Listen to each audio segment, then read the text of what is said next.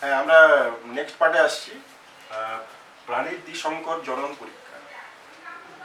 তাহলে প্রাণীর দ্বিসংকর জনন মানে হচ্ছে যে দুজোড়া পরস্পর বিপরীতধর্মী চারিত্রিক বৈশিষ্ট্য নিয়ে প্রাণীর মধ্যে সংকরায়ন। এখানে কোন প্রাণীকে ব্যবহার করা হয়েছে? গিনিপিগ। তাহলে এখানে গিনিপিগকে ব্যবহার করা হয়েছে। তাহলে প্রাণীটা হচ্ছে গিনিপিগ।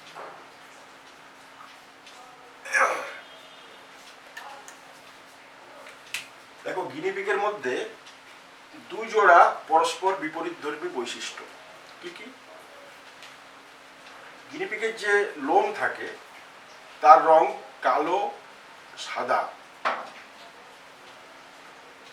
কালো এবং সাদা লোম পরস্পর বিপরীত বৈশিষ্ট্য। আর লোমের যে গঠন, একটা হতে পারে কর্কশ, আরেকটা হতে পারে মসৃণ। কর্কশ এবং মসৃণ এই দুটো পরস্পর বিপরীত বৈশিষ্ট্য। তাহলে কোনো গিনিপিগের মধ্যে কালো কর্কশ লোম আছে এরকম গিনিপিগ আরেকটা লোমের রংটা হচ্ছে সাদা এবং লোমের গঠনটা হচ্ছে মসৃণ, এরকম একটা গিনিপিগ। তাহলে দুটো গিনিপিগের মধ্যে ক্রস করা হচ্ছে। একটা পুরুষ চিহ্নটা হচ্ছে এই চিহ্নটা পুরুষ চিহ্ন, আর গোল দিয়ে প্লাস চিহ্নটা হচ্ছে, নিচে প্লাস চিহ্নটা হচ্ছে স্ত্রী। তাহলে একটা পুরুষ বিশুদ্ধ কালো কর্কশ লোমযুক্ত গিনিপিগের সঙ্গে একটা স্ত্রী বিশুদ্ধ সাদা মসৃণ লোমযুক্ত গিনিপিগের সংকরায়ন ঘটানো হয়। তাহলে এইটাই হচ্ছে পিজন। পরস্পর বিপরীতধর্মী দুজোড়া বিপরীত বৈশিষ্ট্য এখানে থাকছে। তাহলে এখান থেকে গ্যামেট হচ্ছে, দেখো এখান থেকে বি আসছে, এখান থেকে আর আসছে, এখান থেকে একটা বি আসছে, এখান থেকে একটা আর আসছে। তাহলে এই দুটো দুরকম গ্যামেট হচ্ছে। এখান থেকে এই গ্যামেট হচ্ছে, এখান থেকে এই প্রকার গ্যামেট হচ্ছে। তাহলে গ্যামেট হলো, এবারে গ্যামেট দুটো ইউনাইট করে আমরা কি পাবো? F1 জনু। তাহলে ক্যাপিটাল বি এর পাশে লিখতে হবে স্মল বি, ক্যাপিটাল আর এর পাশে লিখতে হবে স্মল আর। তাহলে এই যে বংশটা পাওয়া গেল, এই বংশটাকে বলা হয় F1 জনু। এখানে খেয়াল করবে, পি জনুর থেকে F1 জনুতে আসতে গেলে কিন্তু গ্যামেট করতে হবে। একটা জনুর থেকে আরেকটা জনুতে যেতে গেলে গ্যামেট করতে হবে। যখন তোমরা সংকরায়ন পরীক্ষাগুলো করবে তখন একটা জনুতে আসতে গেলে মাঝখানে গ্যামেট করতে হবে। তাই F1 জনু পাওয়া গেল। তাহলে এখানে দেখো F1 জনুর গিনিপিগগুলো কি হলো? শঙ্কর কালো কর্কশ। শঙ্কর কালো, কেন শঙ্কর কালো? না, এখানে কালো এবং সাদা দুটো বৈশিষ্ট্যই আছে, তাই শঙ্কর কালো। কালো বৈশিষ্ট্যটা এখানে প্রকট, তাই ক্যাপিটাল লেটারে লেখা হয়েছে। আর সাদা বৈশিষ্ট্যটা এখানে প্রচ্ছন্ন, তাই স্মল লেটারে লেখা হয়েছে। এটা প্রকাশিত হতে পারছে না। কালো লোমের বর্ণটা প্রকাশিত হয়েছে, তাই শঙ্কর কালো। আর এখানে কর্কশ এবং মসৃণ দুটো বৈশিষ্ট্যের মধ্যে কর্কশ বৈশিষ্ট্যটা প্রকট, ক্যাপিটাল লেটারে লেখা হয়েছে। আর মসৃণ বৈশিষ্ট্যটা এখানে প্রচ্ছন্ন, তাই এটাকে স্মল লেটারে লেখা হয়েছে। তাই F1 এর গিনিপিগগুলো হচ্ছে শঙ্কর কালো কর্কশ গিনিপিগ। এবারে F1 জনু থেকে F2 জনুতে আসতে হবে। কিভাবে আসবো? গ্যামেট করতে হবে। তাহলে দুটো F1 জনুতে যে গিনিপিগগুলো পাওয়া গেল, শঙ্কর কালো কর্কশ লোম যুক্ত গিনিপিগ যেগুলো পাওয়া গেল, তাদের একটা পুরুষের সঙ্গে একটা স্ত্রীর সংকরায়ন ঘটাতে হবে। তাহলে সংকরায়ন ঘটালে পরে আমরা কি পাবো? F2 জনু পাবো। তাহলে এখানে দেখো আবার এলাম, এখানে আবার এটাকে নিয়ে আসছি। F1 জনু, এইটা দুটো F1 জনুর দুটো গিনিপিগ, একটা পুরুষ একটা স্ত্রী। গ্যামেট কি পাচ্ছি আমরা এখান থেকে? এখান থেকে 4 রকম গ্যামেট পাওয়া যায়। খেয়াল করি, এটা খেয়াল করতে হবে। এখানে 4 রকম গ্যামেট পাওয়া যাচ্ছে। এখানে দেখো, যদি শঙ্কর কালো কর্কশ গিনিপিগের একটা দেহকোষকে নেওয়া হয়, যেটা তার শুক্রাশয়ের মধ্যে রয়েছে, অর্থাৎ জননমাতৃ কোষ। যদি সেটাকে নেওয়া হয় তাহলে সেখানে আমরা সমস্ত ক্রোমোজোমগুলো জোড়ায় জোড়ায় পাবো। সেখানে এইভাবে জিনগুলো আছে, কালো সাদা পাশাপাশি আছে, কর্কশ মসৃণ জিনগুলো পাশাপাশি রয়েছে। তাহলে এখানে যখন মিওসিস প্রক্রিয়া হবে, দুটো ক্রোমোজোম, এই যে এটা সমস্ত ক্রোমোজোম দুটো যখন মিওসিস হবে তখন আলাদা হয়ে যাবে। তাই ক্যাপিটাল বি ক্যাপিটাল আর আলাদা হচ্ছে, স্মল বি স্মল আর আলাদা হচ্ছে। তো এই দুরকম গ্যামেট পাচ্ছি আমরা কোনো ক্রসিং ওভার না করে, নন ক্রস ওভার টাইপ গ্যামেট। আর যদি এখানে ক্রসিং ওভার হয়, এখানে যদি ক্রসিং ওভার হয় তাহলে কি হবে, এই স্মল বিটা এখানে চলে আসবে, ক্যাপিটাল বিটা এই ক্রোমোজোমের মধ্যে চলে আসবে। তাহলে তখন আরো দুরকম গ্যামেট পাবো, স্মল বি ক্যাপিটাল আর আর ক্যাপিটাল বি স্মল আর, এই দুরকম গ্যামেট আবার তখন আমরা পাবো। তাহলে 4 রকমের গ্যামেট পাচ্ছি আমরা এই শঙ্কর কালো কর্কশ গিরিপিগ থেকে। তাহলে 4 রকম গ্যামেট পাচ্ছি আমরা, এই পুরুষ থেকে 4 রকম, স্ত্রী থেকে 4 রকম গ্যামেট আমরা পেলাম। এরপরে গ্যামেটগুলোকে যদি আমরা ইউনাইট করি, যদি চেকার বোর্ড আমরা করি, তাহলে তখন আমরা F2 জন্যু পাবো। তাহলে চলে এসো এই গ্যামেটগুলোকে নিয়ে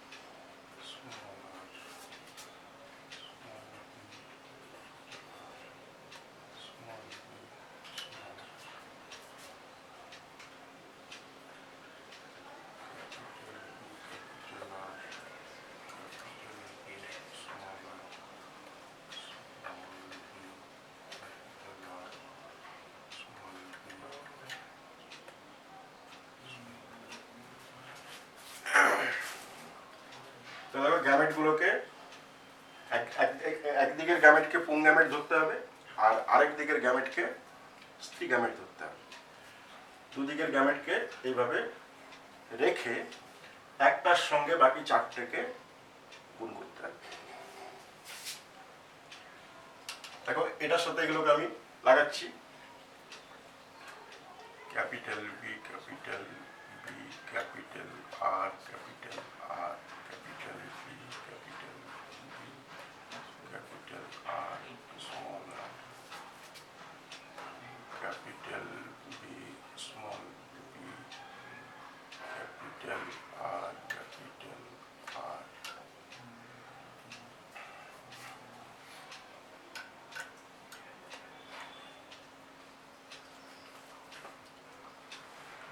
small b, capital small b, capital R, small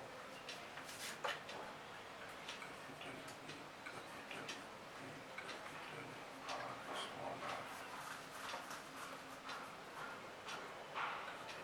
B, capital B, small r, small r,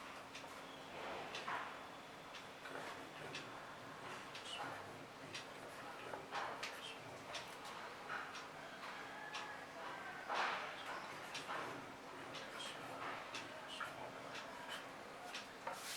capital B, small b, capital R, capital R, capital B, small b, capital R, small r, small b, capital R, small r, small b, capital R, capital R, small b, small b, capital R, small r, capital B, small b, capital R, small r, capital B, small b, small r, small r, small b, small b, capital R, small r, small b, small b, small r, small r.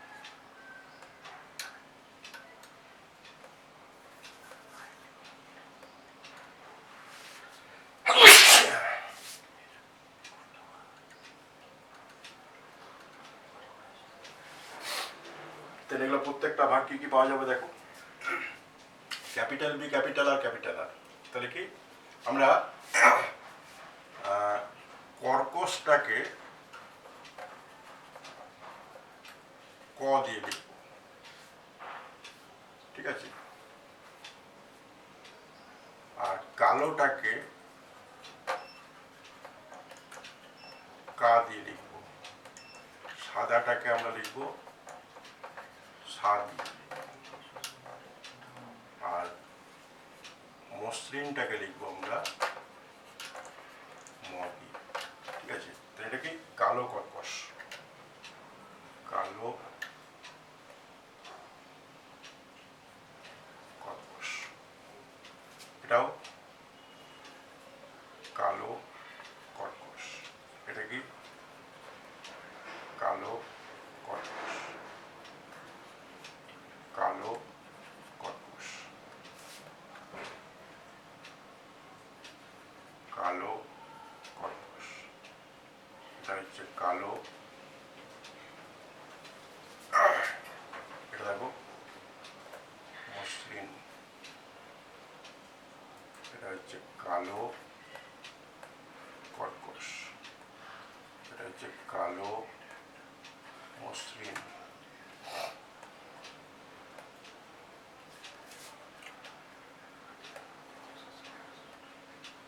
এটা হচ্ছে কালো কর্কশ, এটা হচ্ছে কালো কর্কশ, সাদা কর্কশ,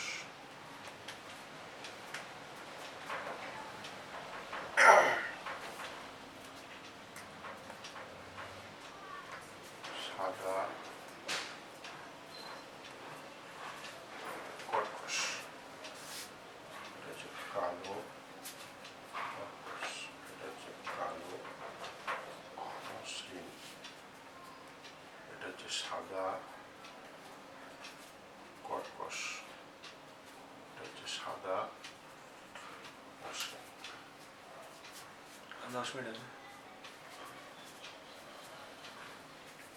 তাহলে এখানে লক্ষ্য করো, এখানে ফিনোটাইপিক অনুপাত হচ্ছে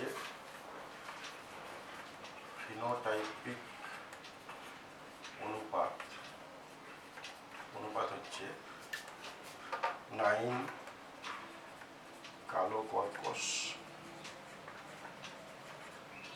ইস্টু 3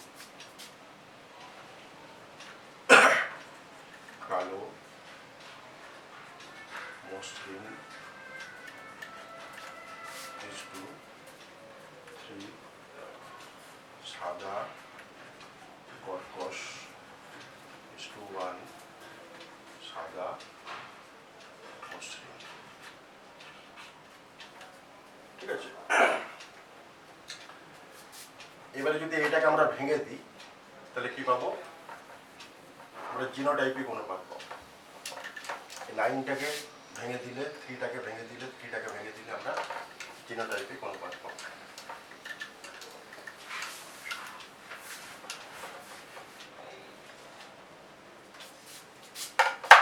আমরা একটা এখানে যদি বোর্ড করি,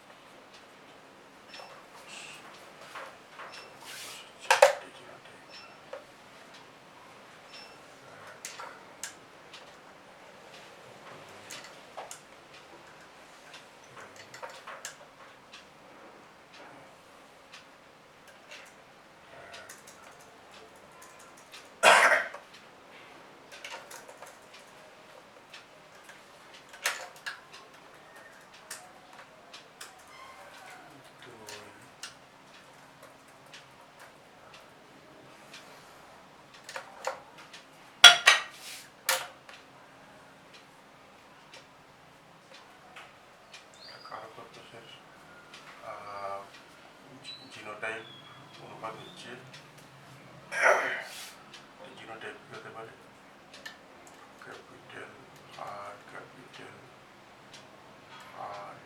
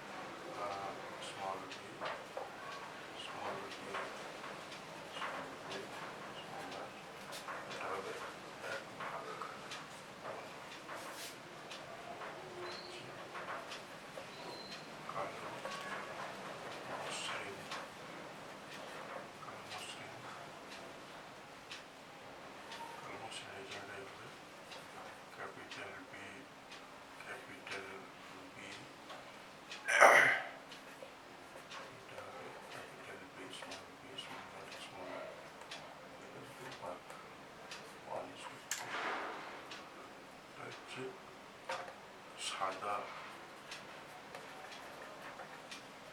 কর্কশ, সাদা কর্কশ, small B capital R capital R, small B capital R small R. এটা জিনোটাইপের কোনো পার্থক্য 1:2। এটা কালো কর্কশ পুরোটা হচ্ছে 9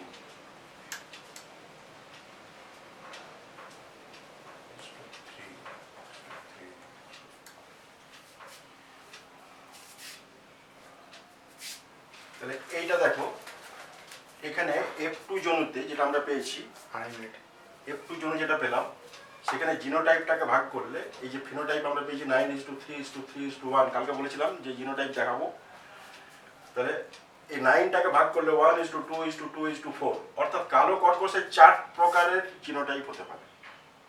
এটা 1 ভাগ, এটা 2 ভাগ, এটা 2 ভাগ, এটা 4 ভাগ। কালো মসৃণের 2 রকম জিনোটাইপ হতে পারে, এইটা হচ্ছে 1 ভাগ, এইটা হচ্ছে 2 ভাগ। সাদা কর্কশের 2 রকম জিনোটাইপ হতে পারে, এটা 1 ভাগ, এটা 2 ভাগ। আর সাদা মসৃণের 1 রকমই জিনোটাইপ হতে পারে। দ্বিসংকর জনন থেকে প্রাপ্ত সূত্র যেটা স্বাধীন বিন্যাস সূত্র, কালকেই বলেছি, তোমরা দেখবে, ঠিক আছে? তাহলে এখান থেকে এইবারে যদি মাঝখান থেকে প্রশ্ন হয় যে একটা সংকর কালো কর্কশ গিনিপিগের সঙ্গে বিশুদ্ধ সাদা মসৃণ গিনিপিগের সংকরায়ন ঘটানো হলে কি হবে, একই রকমের ভাবে ক্রস করে আনতে হবে, ঠিক আছে? কালো কর্কশ থেকে গ্যামেট আনতে হবে, সাদা মসৃণ থেকে গ্যামেট আনতে হবে, চেকার বোর্ড করে প্রত্যেকটার থেকেই কি হবে, গ্যামেট কালো কর্কশ থেকে 4 রকমের গ্যামেট পাওয়া যাবে, আর সাদা মসৃণ থেকে 1 রকমেরই গ্যামেট পাওয়া যাবে। নিয়ে পুরোটাকে চেকার বোর্ড করে করতে হবে। এখান থেকে বিভিন্ন ধরনের প্রশ্ন এখান থেকে আসতে পারে। কতক্ষণ আছে? 1 মিনিট আছে। এবার দেখো, দুটো জিনিস আসি। মেন্ডেল মটর গাছ নির্বাচন করেছিলেন কেন? খুব তাড়াতাড়ি অপত্য উৎপন্ন করতে পারে, এর মধ্যে স্বপরাগযোগ ঘটে, বাইরের থেকে বিপরীত বৈশিষ্ট্য মিশে যাওয়ার সম্ভাবনা কম থাকে, সংকর জীবগুলো প্রজননক্ষম, ঠিক আছে, কম জায়গাতে বাগানে লাগানো যায়, ইত্যাদি বিভিন্ন কারণে তিনি মটর গাছকে নির্বাচন করেছিলেন, ঠিক আছে? তাহলে এই জিনিসগুলোকে, পুরো ব্যাপারটাকে তোমরা দেখবে।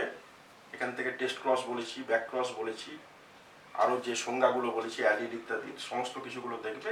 এইটা টোটালিটিটা আমাদের বংশগতির উপরে রইল।